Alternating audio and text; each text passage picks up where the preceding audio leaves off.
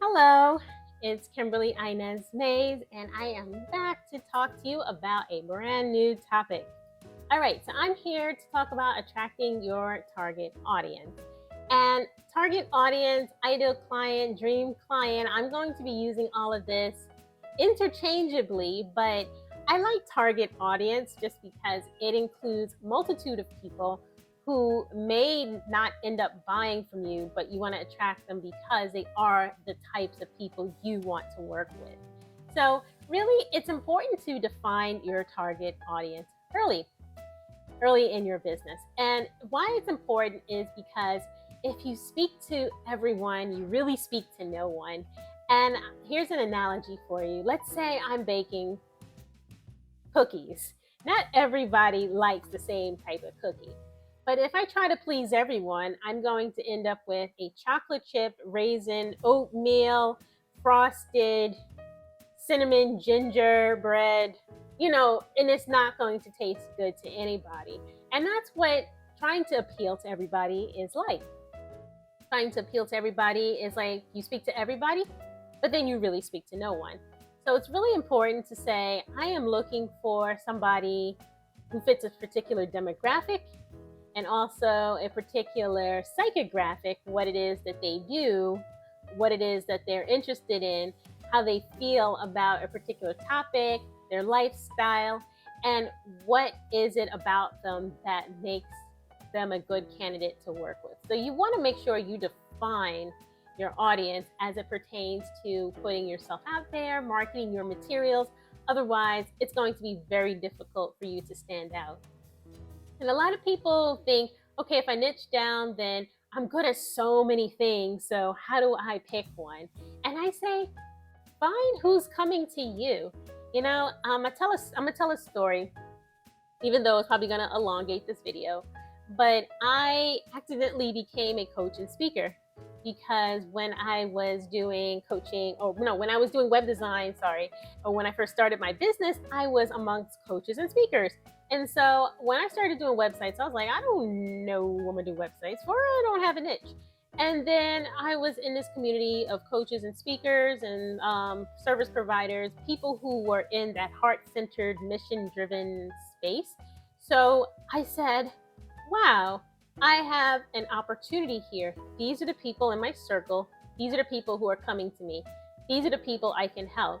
And I also assess like their willingness to invest, their willingness to participate, their willingness to listen and show up, and they are.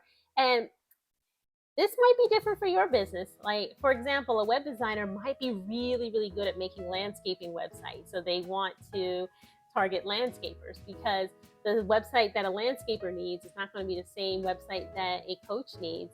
The same website that a hairdresser needs is not going to be the same website that I was going to say a magician. I don't know why magician just popped into my head, but you get the idea, right? So that is why it's really important. And how to identify this person, I just gave you a big tip. Really look who's in your circle, look who's having that problem around you that you can solve. It's easier to kind of tap into the audience you already have and make a niche out of that than it is to go learn and fish in different ponds. So that is how I identify it. What are the recurring things that keep showing up? For me, it was that these people were overwhelmed with technology. They didn't want to do it themselves. They wanted to look good to their ideal clients. They wanted to sell their programs and services, and they wanted to have a cohesive online presence and a place that they can drive traffic to. So that was my offer when I did, and I still kind of do websites. So that's how I identified my ideal client. Your process might be a little different, but if you're struggling, I say look who's showing up for you, look at the problems you already solve, look for those who already need your help. And then create a buyer persona around this person. And sometimes you might hear it be called an avatar or buyer persona, same thing. So what you want to say is, all right, I have this client. Her name is Kimberly. She is a coach who has been coaching for a while. She relies on word of mouth coaching. I'm using my own name because I didn't want to like say someone's name and think I'm talking about them. So I'm gonna say my own name. All right, digress. Anyway, she is a coach. She's been in business for a while. She does not want to sit in front of a computer and do all of the work herself.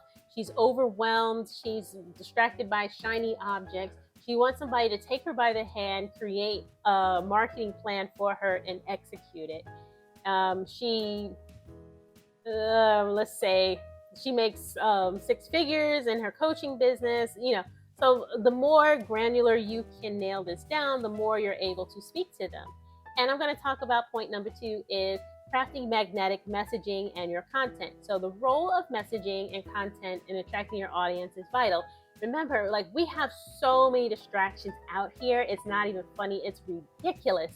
So if you are not really standing out with what you do, who you do it for, and the solutions you provide, it's going to be really, really hard to stand above everything else that's going on, especially in the social media world. Somewhat of an issue in the email marketing world as well, because a lot of people can email, but especially on social media and especially on YouTube and other places you want to show up. So the messaging is super, super important. So that's why the buyer persona is something that you need to do. And I do this at least once every 2 quarters or twice a year, just to make sure I'm still on target and just make sure that I give myself a refresher, like, who is this for? Because it's so easy to create content, especially if you're like me. I love creating content. I love just creating stuff. But sometimes I have to hold myself back and say, who is this for? Because if it's not for the ones that meet that client avatar, then I don't spend time doing it. So here's a tip for creating compelling and magnetic messaging. I know that ChatGPT right now, as of this recording, is all the rage. But you really want to talk to people too, to get that research, get that hands-on research. I find that talking to people really helps because I listen to, like, the words that they are saying, and I put that in my messaging as well. I make sure that I understand what it is that they like to consume. So, for example, my ideal audience, they like videos, they like FaceTime, they like things that are less jargony, but really friendly, down to earth. Like, I break it down and make it not as, like, complex, make it simple. So I know that about the people that I'm trying to attract. So knowing these people, talking to them, not just, copying off of a business owner that you think is doing well. And I say think is doing well. If that business owner puts themselves out there, you don't want to just copy them, because you don't know. You don't know their analytics. You don't know exactly what they do. You don't know how well it's working. So you definitely don't want to copy anyone else. So definitely listen. And then if you hear something that you can speak to, definitely find ways to stretch this content out. And I say stretch the content out because sometimes you will talk about something and it goes right over the head of people. For example, I can give you a 5-minute video on how to tag and segment your audience. And I guarantee that most people will not find that engaging or interesting at all. Why? Because it's too high level, it's too complex, and it's too fast. And so I had to learn, okay, if I'm going to talk about tagging and segmentation, I got to define what those are first. I got to give examples. Then I have to convince somebody that it's important. And then I have to maybe talk about them differently. Okay, tagging looks like this, segmentation looks like this, and this is how the results. So you can see that there are multiple pieces of content coming out of this one topic that would have taken me 5 minutes to explain. Now I can take that and make so much content out of just that topic. So think about that. You're at a level 7, but the people you're trying to attract are at a level 2. So you don't want to talk to them at a level 6 level, because you're going to lose them. All right, so that is how to really create content that resonates with people. Look at what's the most engaging, what's getting the most engagement, and from who. You want to always make sure that you are asking folks to do something with that content, so you know that it's working. Because a lot of times we put out content that we don't think is working, but a lot of people don't engage with it, so we don't know about it until somebody mentions, hey, I've seen your X, Y, and Z here, and I noticed that you blah, blah, blah, blah, blah. But the more engagement, the better, because not only does it push it up in the algorithms of social media, but also it's an indicator to you to produce more and that it's working. And also, what I was going to say, yeah, I'll talk about email marketing in a second. I was going to talk about open and click rates, but I realized it's further down in the agenda that I want to talk about. Really quickly, I am not an SEO specialist, but I still like the SEO topics. I'm going to talk about it a little bit. SEO, for those who don't know, didn't mean to rhyme, is search engine optimization. Say hi. Say hi, Grayson. Search engine optimization. He wants to talk to you about it. All right. Search engine optimization is really crafting your videos and your websites and anything. Well, I wouldn't consider like social media, like your website, especially for keywords that your ideal client, your target audience is.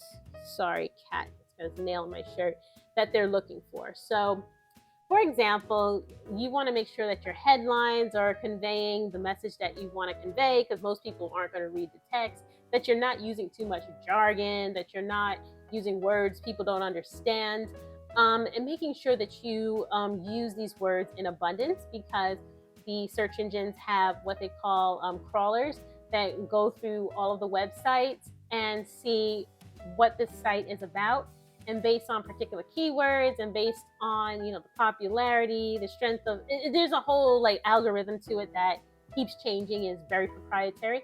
But the fact of the matter is that you need to listen, you need to talk to people. That's all I'm going to go into about search engine optimization, because I can spend an hour talking about that and I'm not even an expert. So you also want to make sure that if you're doing videos, anything, you are putting in keywords, you're putting in hashtags and different things that will attract people to it. But outside of all that, you just want to make sure you're producing quality content as well. All right, so let's get into the thing that I like to talk about the most, is email marketing. Email marketing is so crucial in getting your message out to the right people. So, yeah, a lot of people aren't really doing email the right way, but a lot of people are. Don't mean to sound like super critical, but email marketing has a 1 to 40 return on investment. $1 spent on email, $40 comes back. This is through all industries. Look it up, Google it. It's a thing. I'm not just making it up. So what happens is people spend all this time and effort into their website, and I'm here to tell you, most people aren't coming back to your website. It's just not a thing. Like, when's the last time you returned repeatedly to anybody's website? Probably not, unless it's a gossip blog or news blog or something with rapidly changing content. You usually aren't going to return. So because people don't return to websites, it's vital that you capture the email addresses of those who do, or try to, as much as possible. Because what it does is it allows you to communicate and nurture with these people in a way that you can't do through social media, in a way that you can't even do in real life. You can automate so many of your messages. You can automate the stream of messages that go out after somebody downloads a resource or freebie or an ebook or takes an action, or automates your events if somebody signs up for an event, or if you sell a product. I'm going to do so many more videos on this. I don't want to get into detail, but know that it's imperative, and I can't stress this enough, that if you're going to do any sort of content marketing, if you're not using email marketing, it's all for naught, because social media will only show your content to maybe 10% of your audience, and that's probably being very generous. I don't know, because the algorithms are always changing, so that's why I don't do social media marketing. But I do know that it's fickle, and you want to make sure that you're putting content into the inboxes of people who gave you permission to email them. So I think I've harped on it enough. If you're not convinced by now, I don't know what to tell you. But if you're convinced, I'm going to give you some tips for creating effective email marketing campaigns. So effective email marketing starts off with a compelling offer to join your list in the first place. A lot of people will just say, join my mailing list, join my newsletter. Why though? What's in it for me? So if you have a lead magnet, which I talk about extensively, a thing that you give away in exchange for an email address, you're way ahead of the game. You are bringing people in because they want a particular result or they want a particular outcome that that thing is going to give them. And now you have their email address. But it doesn't stop there. You don't want to say, okay, thanks, bye. No, because that's just the start of the relationship. So you want to have a sequence after every entry point into your email list. You want to have a sequence of email campaigns. I don't care what it is, whether they sign up for an event, there should be some sort of like, thank you for signing up for this event. Here's what you need to know. Thank you for signing up for this webinar. Here's what you need to know. Thank you for downloading this ebook. Here's what you need to know.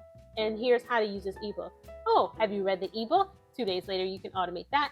Oh, right before the event, don't forget to show up tomorrow. We're going to be meeting in room number 3 at this address. So you can see that creating these automated email follow-ups and campaigns at particular points of time can really help you stay on top of mind to those who signed up. And you can't do that with social. You just cannot. So it's important that, again, try this stuff. And automating your email marketing saves time, because I have been part of so many things that, I know that required a manual message to me. So instead of like having to message everybody that something is starting, or I'm having a live stream at a particular time, or I'm having an event at a particular time and here's our room, or your order is on the way, or whatever. What if you created email marketing automation so that you can actually see the results of that, and you can send it out to people without having to do it manually each and every time? How cool is that? So creating a marketing plan for attracting your target audience. So you want to make sure that you are only doing things that will attract people that meet your persona, your ideal client persona. So you want to say, what are they interested in? What do they need from me right now? And you want to vary it up a little bit. You want to have lead magnets, you want to have videos, you want to have some trainings. And the nice thing about it is I'm going to probably talk about content repurposing in some other videos, because this one's going to go a little bit long. But you can take one piece of content, let's say a video that you've done, and you can make that into a blog, or you can make that into an ebook.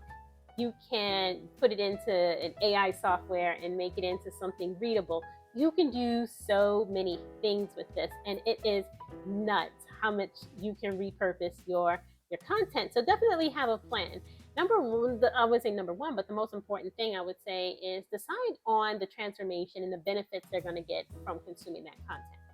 And then number two, what are you asking them to do? So always think about your why. Why are you doing anything? Why?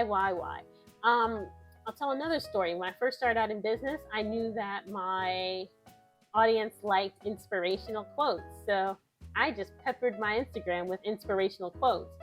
That was a big mistake, because quotes, people like it and they move on. But it says nothing about my business. It's nothing about the problems I could solve for them. So it's really like, all right, I know they like it, but why am I doing this? So you want to make sure that you always have a why and a purpose. And then set SMART goals. So SMART, without looking it up, I think it's specific, measurable, attainable, realistic, and time-bound. I might have messed up one of the letters, but you want to just set key performance indices, or just goals. Set goals. Like, what do you want this thing to do for you? Like, how many calls a week do you want? Like, why are you doing it? And how are you going to know that it's working? And then create a content calendar and a distribution plan. So I do have a content calendar. I use a program called Airtable that I put in my topic for the week, and then I have subtopics that I will create for each and every single day. And I create a lot of my content in advance, so that when I start my week, my content is queued up, ready to go throughout the entire week. So lastly, I'm going to talk about, I wouldn't say lastly, I have a few more things, just bear with me. I'm going to talk about just measurements, for example. So some measurements to track are your website traffic, your conversion rates, and your engagement. And if you have an email marketing software, again, you can look at your open rates, you can look at your click-through rates, you can look at anything that you want to look at, because it'll tell you how well you are doing. So some mistakes to avoid when attracting your target audience. Like I said, the mistake that I made was creating content that was relevant but not purposeful. And then maybe the reverse of that's also a mistake too. Purposeful but not relevant to the people that you're trying to attract. So you really need both. And it also needs to be timely as well. It always brings a joy to my heart when somebody says, hey, this came at the right time. When somebody says this came at the right time or was divinely timed for me when I needed it. So I believe in definitely using automation to show up when people need you. Again, some real life examples. I think I can give so many examples, but I've been on so many people's email lists. I've bought from them, and then I've invested further because I saw the post or I saw the email, I read it, and I said, okay, this sounds like something that I'm interested because they're speaking directly from me or to me. So learn from strategies and tactics. What I would also say too is if you're someone's ideal client, get on their email list, especially if they're doing well or appear to be doing well in their business. Look at the emails that you're getting when you first sign up. Look at the emails that they're sending. Look at what they're posting. Look at what they are asking people to do. Now, I'm not saying copy someone else's strategy because obviously everybody is different, but you definitely want to get inspired by people. And if you are inspired by it, especially if you're inspired to take action, if they targeted you well, then that's something you can do in your own business. Just make it authentically you. So to recap, this was a long video. So I talked about defining your target audience, crafting your messaging, a little bit about SEO, a lot about email marketing. If you're not convinced about email yet, I don't know what to tell you. Creating that marketing plan, that content calendar, tracking, and then I talked about just a real life example. So again, just want to close and say it's so important to to have a plan for attracting your target audience and to grow your business so that you can be the most successful that you could be. And so what I offer you is a free assessment, not a quiz, because this is not grade school, it's not middle school, but it's an assessment, even though sometimes I call it a quiz. I don't know why I do that. But it will tell you where you are in your business based on 10 simple yes/no questions. And then it'll give you a strategy based on what you selected. And I think that is so vitally crucial because everybody just needs this type of stuff for them. So that's all I got to say. Again, if you found value in this video, definitely just put in the comments what you've learned or where you're going to take action. I will respond to each and every comment or question. Then like and share because sharing is caring. And yeah, definitely go check out that assessment. It's absolutely free, and I'll see you in the next video. Bye.